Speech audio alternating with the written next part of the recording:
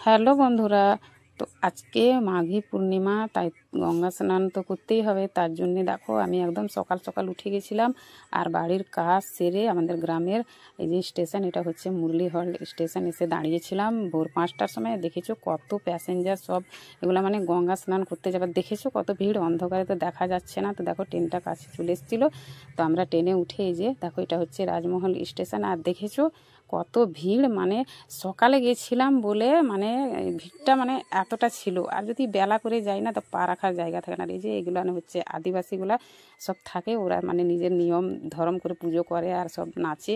আর দেখেছো আমি মানে গঙ্গা এলাম, আমার কপালটা এত খারাপ যে আমার জুতোটা এই লাঠা ছিঁড়ে গেল। তা আমি জুতোটা আর মানে বাড়ি আনলাম না, ওখানে ফেলে দিলাম। আর এই যে দেখো গঙ্গায় নামছি, আর দেখেছো কত ভিড়। তারপর আমি এই যে স্নান করে নিলাম। এই সকাল সকাল স্নান করলে না একটা ভালো লাগে কি, ঠান্ডা একটুও লাগে না। আর বেলা করে গেলে না মানে প্রচুর বাতাস চলে, তখন খুব ঠান্ডা। দেখেছো আমাদের এখানে কত সুন্দর মানে প্রোটেকশন, দেখেছো যে কেউ যদি কোনো রকম মানে ডুবে যায় বা কিছু হয় তার জন্য সব কিছু ব্যবস্থা করা আছে। আর ওই বাঁশের বাইরে ওইদিকে যাওয়া যাবে না, এই যে সব কিছু মানে ব্যবস্থা করে রেখেছে। তারপর দেখো আমি স্নান করার পর আমার মেয়ে নামলো, কারণ একসঙ্গে নামিনি, আমার ছেলেকে আমি প্রথমে করিয়ে দিয়েছিলাম। এখানে অনেক চুরও ঘুরে বন্ধুরা, তো মানে কাপড় চোপড়ের ব্যাগ ছিল, মোবাইল ছিল, সাবধান করে তো রাখতেই হবে। আর দেখেছো আমার পেছনে এগুলা হচ্ছে সব আমাদের গ্রামেরই।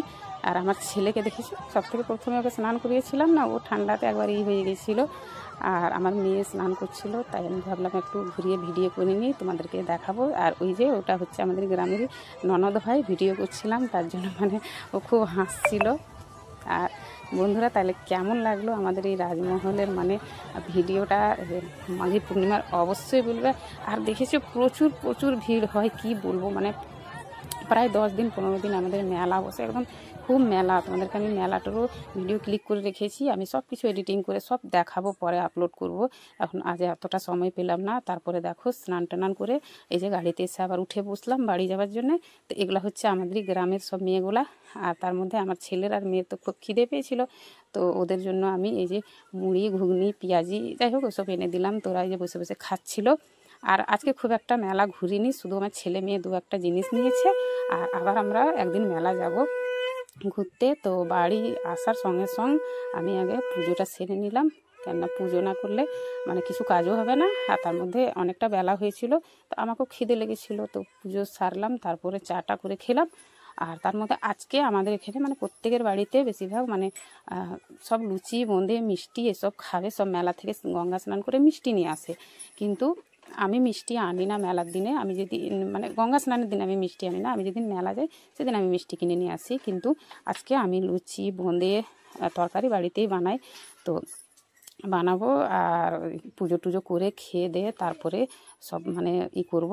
তো এই যে পুজো সারার পর তারপর আমি সোজা চলে গেছিলাম কাপড় তুলতে, কেননা আমি 4টার ভোরে কাপড় ধুয়েছিলাম। আর সেই কাপড় মানে মেলা আছে, তো কাপড়গুলো শুকিয়ে গেছে। তো কাপড়গুলো তোলার পর মানে আমি খাবারের ব্যবস্থা করেছিলাম। তো খাবার টাবার যাই হোক বানানো হয়েছিল। তো লুচিটার বোঁদেটা বানিয়েছিলাম। ইতিমধ্যে আমার মেয়ের 3টে বান্ধবী চলে এসেছিলো বেড়াতে। তো ওদের আসার মানে বিশেষ কারণ হচ্ছে যে একজনের মানে জন্মদিন ছিল, তো আমার মেয়েকে ইনভাইট করার জন্য এসেছিলো। তো তখন তো আমার তরকারি হয়েছিল না, তো যাই হোক লুচি বোঁদে দিয়ে মানে 3জনকেই খেতে দিলাম। তো ভালো করে খেলেও না মেয়েগুলা, খুবই লজ্জা পাচ্ছিল। আর কি বলবো, মানে একটা মেয়ে মানে আমার খুব পরিচিত, ওর বান্ধবী, এই যে এটা এর যেখানে মানে মামার বাড়ি, আমার সেখানে বাবার বাড়ি।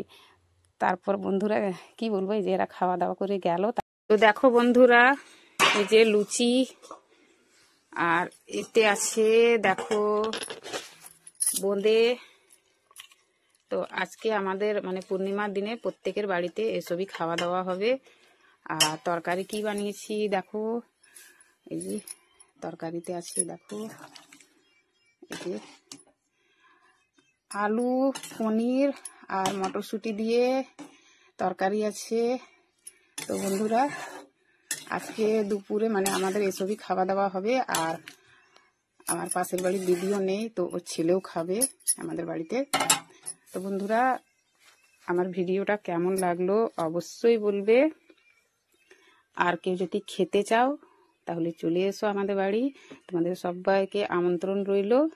আর আমার ব্লগটা কেমন লাগলো আজকের অবশ্যই বলবে তোমরা, আর ভালো লাগলে লাইক কমেন্ট করে দিও।